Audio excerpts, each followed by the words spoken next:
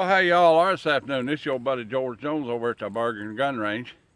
I decided we'd do a little video on something that, I don't know, several people are fascinated about and they like to fool with, and that is the Bubb'a gun. Now, what is a Bubb'a gun? A Bubb'a gun is one of these guys, okay? Basically a snake charmer-ish single shot 12, 20, 410 gauge shotgun. This particular one belongs to my cousin. This is a 20 gauge. Now, how do we get there? First of all, we got to get there legally. So what do we have to have? We have to have 26 inches overall, okay? That's the limit, 26 inches overall for a shotgun. We have to have an 18-inch barrel unless we've got a tax stamp on it. Okay, so if you made it into went and got you a Form 1 and created an AOW or something like that, and it cost you $200 for the tax stamp, you know, and you got all your paperwork back, then you could, and you got your tax stamp back, and you cut this thing off as short as you wanted, whatever it says on the form. Whatever it says on the form, you can do. Okay, now, without that, you've got to have the thing's got to be 26 inches overall and with an 18-inch barrel. So if you cut one of these guys off yourself, here's what you're going to have to do. I would make the barrel 18 1/4 at the very minimum, okay? And then I would make the gun overall length about 27 inches. And that's what this one is. Okay, so it's good and legal, but you still got a good Bubb'a gun that you can use. Now, what's the advantage to having a Bubb'a gun? Well, first of all, the Bubb'a gun is tremendous, I mean tremendous close range firepower. It delivers tremendous close range firepower. And it's kind of a handful, especially in a 12 gauge. Now this one's done, this is an old single shot shotgun that my cousin got, and the guy had done some carving on the stock, and he, you know, tried to put some checkering on it. It looks like I actually put some work into it, but you know, it's obviously homemade, you know. So that kind of kills the value of that gun, even as a single shot shotgun. So he decided, you know, that'd make a good Bubb'a gun. So he brought it over to the house and we worked on it and made it into a Bubb'a gun. 20 gauge, not too much to pack, not too much to shoot, something you can put in the truck, you know, and just have. H&R is safe to store loaded, you know, and you just take that guy and you got it loaded. It's just, you just throw it in the truck, stick it in there, put it behind something, hang it on the tractor, you know, and if you have a close range thread or something that needs to be bumped off, copperhead, a coyote or something like that, you can just take that guy and throw it out there and let him have it, you know. Pretty simple. Now, that's the advantage of the Bubb'a gun. It's tremendous close range firepower. The disadvantage to it is it only shoots once, okay? Now, you got this one. I've got another 20 over here that belongs to one of our neighbors out here. It's basically the same thing, and I measured this before I put it on camera, and it's legal, you know, and it's got some spray paint on it. I've got one that's spray painted as well. It's a lot cheaper than having the gun reblued, you know, and it's all rusty and nasty and keeps it from getting any worse. And it's a pretty good little Bubb'a gun, works just like that one. You know, you got a nice little 20 gauge package. I did this one. Now this is a variation on the Bubb'a gun. This is basically a youthy poothy gun. You know, this is basically a little bit longer variation to where you've actually got something you can shoulder and fire that way. And the barrel on this one is 19 inches. And it's just tremendously rusty. When I got it and I cleaned it up and it didn't have any bluing left on it after I got done with it, you know, so I decided to make me a A little bit longer barrel. So you've actually got a little stock action going. You know, and that's not too bad either.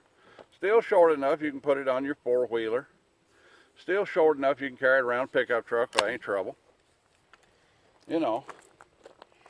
Of course, everybody's seen this one, the little 410 that I made, and I refinished the stock and, you know, made the butt plate fit on it. And this one is about, oh, I don't know, it's about 29 inches overall. And it's still got enough stock on it that you could actually pull it up there and bead something up with it and shoot it. And that's probably, if you're going to do one, that's probably the way to do it right there like this. You know, where you've got a little bit more stock on it and you can actually shoulder it. And you can also use it to teach the kids to shoot a shotgun, you know, that sort of thing. Now, 12 gauge.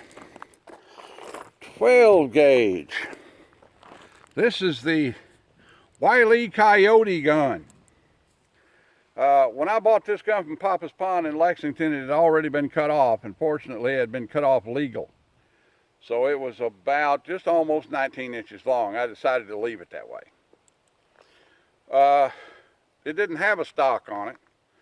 So I found something that I could fit on there and make a stock. And basically, at the time, put it on there with friction tape, see that it'd stay. This is pretty sad looking, but you know, it's a Bubb'a gun. It does work, good thing about it. This is a Acme Destroyer. I bought this gun from Wile E. Coyote, you know. The Wile E. Coyote auction. It's just a big old rough single shot shotgun. I believe I paid $10 for it, what there was of it, and then I kind of fixed it up and made me a little Bubb'a gun. At the time I was living up in Anderson County, way out in the sticks, you know, on an old trailer, and coyotes and stuff come around all the time. And the old trailer I lived in, you know, it had a big hole in the floor, and there'd be raccoons and everything else there when I got home, you know, and coyotes, and I just needed me a little Bubb'a gun to dispatch the varmints with if they got too close, and this is pretty handy. This has tremendous unmanageable recoil, but we've got a thing called a mini shell. Now these are the ones from Exotic Ammunition that you pick up at the gun show. They're actually just a little bit too long to feed through a Mossberg. But you put one of these guys in the old 12 gauge Bubb'a gun, and the 12 gauge Bubb'a gun becomes pretty manageable. You know, not bad. They become pretty manageable, and it's still got 15 pellets of number 4 buck in it. And you're not going to get any real range out of one of these things anyway. Okay, it's got no choke in it whatsoever, and but it's just close range firepower. And with the mini shell variant in it, it becomes a fairly manageable and fairly meaningful. I think I hit that steel target down there at 25 yards about 3 times. You know, piece of junk right there. But it works. And last but not least, if you really want to get carried away, give me a couple of mini shells, anything. Take your time, private. You can really get carried away if you got your old, this is my cousin Ed's gun. It's a, it was cut off to begin with, and you know, it didn't shoot very good as a hunting gun. It was cut off like 22, 23 inches. You know, it wasn't much. Somebody tried to make a rabbit gun, a bunny gun out of it, and it just didn't work out for him, I don't think. So we went ahead and made a double barrel Bubb'a gun for him. And it's okay. It's just a no-name Spanish double barrel in 12 gauge. He put him a little Geico gizmo out here on the end of it. That's pretty comfortable, you know. And you can handle this one pretty good with mini shells in it. You know, not a bad little setup, just tell you the truth. Not a bad little setup. Cock's on opening. You know. Well, anyway, that's a little primer on the Bubb'a gun.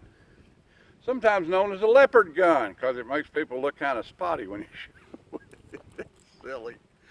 But that's what you can do with one, and a little brief on the legal issues concerning them, and like that. So get you a good Lofkin tape measure before you go to sawing and make sure everything's right.